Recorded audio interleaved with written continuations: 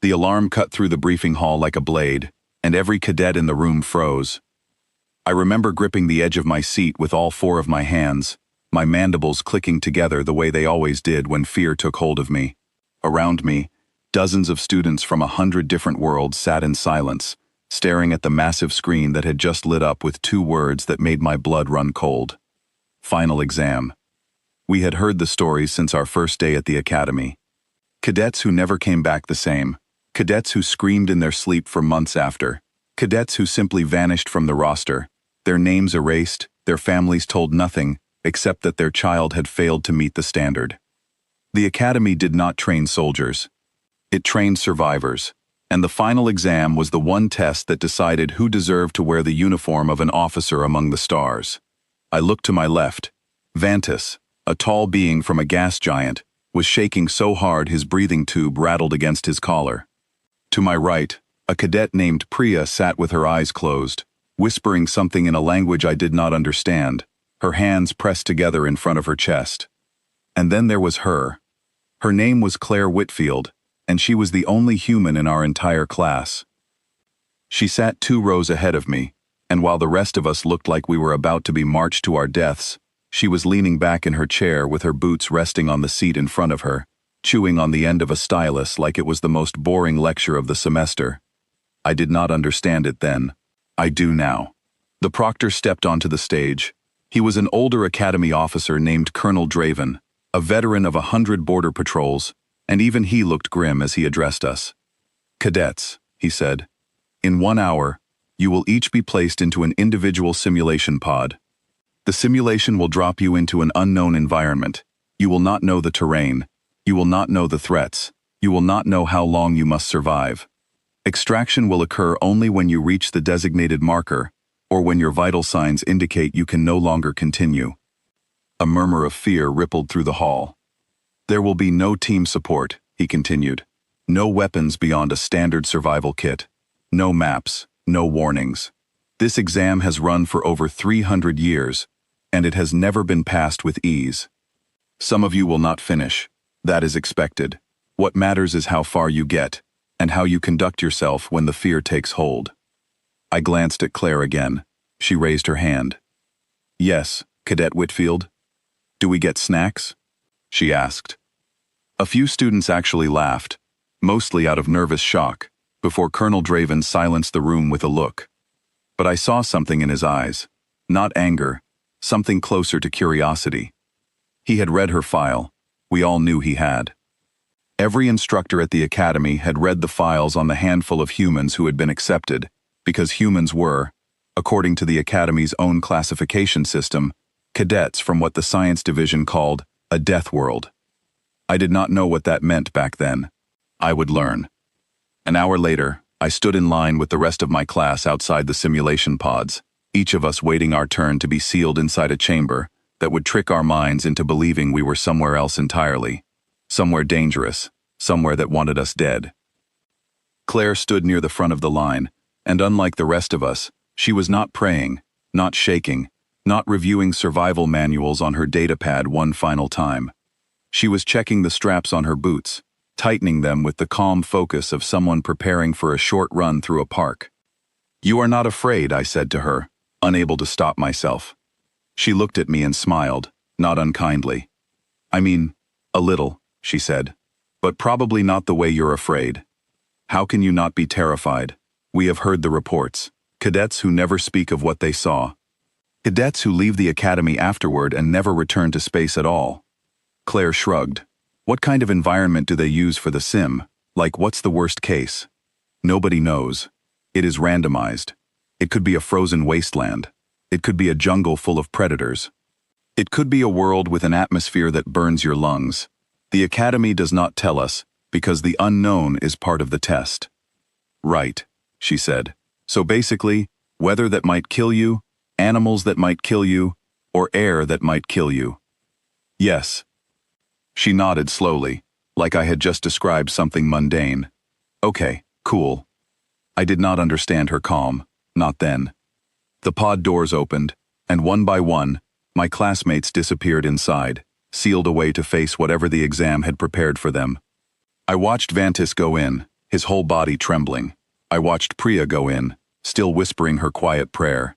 When it was Claire's turn, she gave the technician a small wave, stepped inside, and the door closed behind her, without a single word of fear leaving her mouth. Then it was my turn. I will not describe every detail of what I faced inside that simulation, because it does not matter for this story, and because some of it I still do not like to think about. What matters is what happened outside, on the monitoring deck, while dozens of cadets fought for their simulated lives. I learned all of this afterward, pieced together from the instructors who watched the boards that day, and from Claire herself, who told me the story with the same casual tone she used for everything. The monitoring deck was filled with screens, one for each cadet, showing vital signs, location markers, and environmental readings. Colonel Draven stood in the center of the room, watching as, one by one, the screens lit up with warnings. Vantis was dropped into a rocky canyon with sudden temperature swings, and within the first 20 minutes, his panic response spiked so high that the simulation had to ease the difficulty just to keep him from a total collapse. Priya was placed on a cliffside during a violent storm, and she spent nearly an hour simply finding shelter before she could even begin moving toward the extraction point. Cadet after cadet showed the same pattern. Fear first, then hesitation.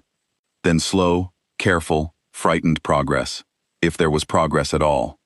Then someone on the deck noticed something strange. One of the screens, the one marked with Claire's name, showed her location marker moving steadily and quickly toward the extraction point, far faster than any other cadet in the simulation.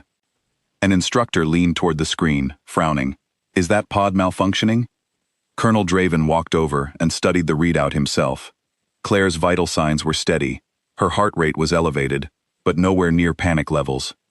Her simulation environment showed extreme cold, unstable ground, and a cluster of aggressive predator constructs tracking her position. By every measure, she should have been terrified. Instead, she was moving with the calm, efficient pace of someone jogging through a familiar trail. They pulled up the audio feed from her suit, curious what she might be saying. Cadets often spoke to themselves during the exam, either to calm their nerves or to reason through decisions out loud. What they heard confused them at first. Claire's voice came through, steady and unbothered. "Okay, ground's unstable, so I'll stay off the loose rock. Cold's bad but not deadly yet. My gear can handle a few more hours of this. There's something following me, probably a pack hunter based on the pattern, so I'll keep the wind at my back so it can't get my scent as easily."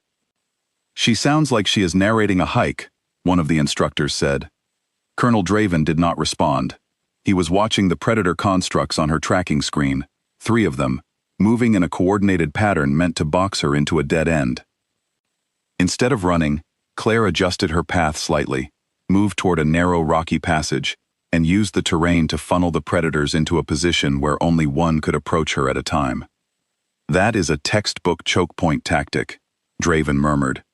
Where did she learn that? Nobody on the deck could answer him. What none of them understood yet, what I did not understand until much later, was that Claire was not using a tactic she had memorized from a book. She was using instincts that had been shaped by an entire planet's worth of danger. Instincts passed down through generations of a species that had survived predators, disease, famine, and every kind of environmental disaster imaginable, long before any of them had ever left the ground. While the rest of us saw the simulation as an alien nightmare designed to break us, Claire saw it as something closer to familiar. The predator construct closest to her lunged, and instead of retreating in panic, she sidestepped it with a small, almost bored motion, using her survival kit's cutting tool to disable its tracking sensor before it could reset its attack pattern. The simulation registered it as a successful neutralization, and the other 2 predators, confused by the loss of coordination, broke off and retreated. "She just took out an apex predator construct, like it was an insect," another instructor said, disbelief clear in his voice. Meanwhile, my own screen, along with dozens of others, showed cadets still struggling through the early stages of their trials. I remember the exact moment my simulation dropped me into a swamp, filled with biting insects and sinking mud, and I remember the pure, overwhelming fear that gripped me as I tried to figure out which direction was safe. It took me nearly 3 hours to find solid ground. It took Claire 22 minutes to cross an entire frozen valley. By the time most of us were still fighting through the first quarter of our simulations, the deck alarms chimed with a notification nobody had heard triggered in over a decade. A cadet had reached the extraction marker. Colonel Draven actually walked closer to the screen, checking the cadet number twice, as if he could not believe what he was reading. Cadet Whitfield, Claire. Extraction point reached. Simulation time, 1 hour and 47 minutes. The previous record, set nearly 200 years earlier by a cadet from a species built for endurance running, was just under 9 hours. Claire had finished in less than 2. The instructors on the deck stood in stunned silence for a long moment before Draven finally spoke. "Pull her out now." When Claire emerged from her pod, blinking under the bright lights of the recovery room, she looked less like someone who had just survived a brutal wilderness trial and more like someone who had just finished a light jog. "That was kind of fun," she said to the medical technician checking her vitals. "Little slow in the middle, but yeah, not bad." The technician stared at her, speechless. Word spread through the academy fast. By the time the rest of us finished our own simulations, hours or in some cases nearly a full day later, exhausted, shaking, some of us in tears, the story of the human who finished the final exam in under 2 hours had already become legend among the staff. I remember stumbling out of my own pod, soaked in simulated swamp water that felt disturbingly real, my legs trembling, my mind still replaying the moment a predator had nearly caught me from behind. I collapsed onto a bench in the recovery hall, and it was there that I saw Claire again, sitting calmly with a cup of something warm in her hands, chatting with another instructor as if she had just come back from a pleasant walk. "You," I said, still catching my breath, "you finished." She looked over and smiled. "Yeah, sorry. Was I supposed to wait for everyone?" "How?" I asked. "How is this possible? That simulation nearly killed me, and I did not even reach the halfway point." Claire set her cup down and thought about the question for a moment, which surprised me, because up until then she had answered everything with an almost careless ease. "Can I ask you something first?" she said.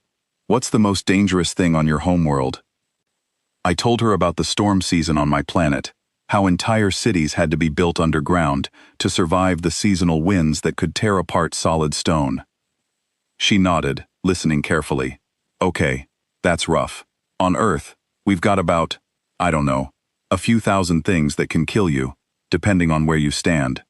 Storms, sure, but also animals that are specifically built to hunt things our size, plants that look friendly and aren't, water that seems calm and has things underneath it, bugs smaller than my fingernail that can end your whole life if you're not careful, heat that cooks you, cold that freezes you solid. And that's before you even get to the stuff we do to each other." I stared at her, unsure what to say. "The simulation," she continued, "it throws unstable ground, bad weather, and predators at you, right? That's basically a normal week where I grew up, not exaggerating. My grandmother used to tell stories about walking to school past animals that could have killed her in about 4 seconds if she wasn't paying attention. We don't get scared of a little chaos, because chaos is kind of just the default setting back home. But you were calm the entire time," I said. "Even facing predators." "Panicking doesn't help," she said simply. "If you panic, you stop thinking clearly, and that's when you actually get hurt. We learned that lesson a long, long time ago. Fear is fine, useful even. It tells you to pay attention, but letting it take over just gets you killed faster." I sat with that for a long moment, processing it. Around us, other cadets were still stumbling out of their pods, some crying, some simply staring blankly ahead, all of them carrying the weight of an exam that had pushed them to the very edge of what they believed they could survive. Claire had walked through the same nightmare and treated it like an inconvenience. Later that week, the Academy called a special review session. I was not part of it, but Claire told me about it afterward, and the story spread through the halls until it became something close to Academy legend. The senior instructors had gathered to review the footage of her simulation frame by frame, trying to understand how a first-year cadet, with no prior military training, had outperformed veterans, tacticians, and cadets from species specifically bred for combat. Colonel Draven, according to Claire, had asked her directly why she never once showed a genuine fear response during the entire simulation. Her answer, which I heard repeated by at least a dozen different cadets over the following months, was simple. "I did get scared," she told him. "There was a moment near the end where I thought one of those predator things had actually flanked me, and my heart definitely jumped. But being scared and stopping are two different things. Back home, if you stop every time something scary happens, you don't make it very far. So you just keep moving, and you let the fear tell you to be careful instead of letting it tell you to freeze." Draven reportedly sat in silence for a long moment after that, before asking one final question. He wanted to know what Claire thought made humans different from every other species at the Academy. Her answer became something of a quote that spread across every wing of the school by the end of the semester. "I don't think we're special," she said. "I think we just grew up somewhere that never let us relax. So when everyone else sees a disaster, we just see a Tuesday." The Academy revised the difficulty rating of the final exam the following semester. Officially, the change was described as a routine calibration update. Unofficially, every instructor and cadet on campus knew the truth. A quiet notation had been added to the enrollment files of every human applicant from that point forward, a small addition that the Science Division insisted on including after reviewing Claire's simulation data, alongside decades of records from Earth's own environmental history.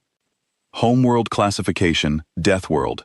Expected exam performance, exceeds standard threshold. Recommend adjusted difficulty scaling for accurate assessment. I still think about that day often, especially now, years later, serving alongside cadets from 100 different species, across a dozen different starbases. Whenever a new mission briefing describes a hostile environment, unstable terrain, or an unknown predator species, I watch the reactions around the room. Most species tense up. Some show visible fear. It is a natural, understandable response to danger. And then there is always at least one human in the room, usually leaning back in their chair, arms crossed, listening with the mild interest of someone hearing about slightly inconvenient weather. I used to think it was strange. Now I understand it completely. Some worlds raise their people gently, sheltered from the harshest edges of nature, protected and cautious and careful. And some worlds, it seems, raise people who simply never had the luxury of being afraid of everything, because on their world, everything was already trying to kill them, every single day, long before they ever understood what fear even meant. Claire finished that exam in under 2 hours, not because she was fearless, but because fear, for her, was just background noise, a signal to stay sharp, never a reason to stop. And somewhere in the depths of the Academy's archives, her simulation record still stands, untouched, unbroken, a quiet reminder to every new class of cadets that the galaxy is full of wonders and horrors beyond imagination. But some of us come from worlds where horror was simply home.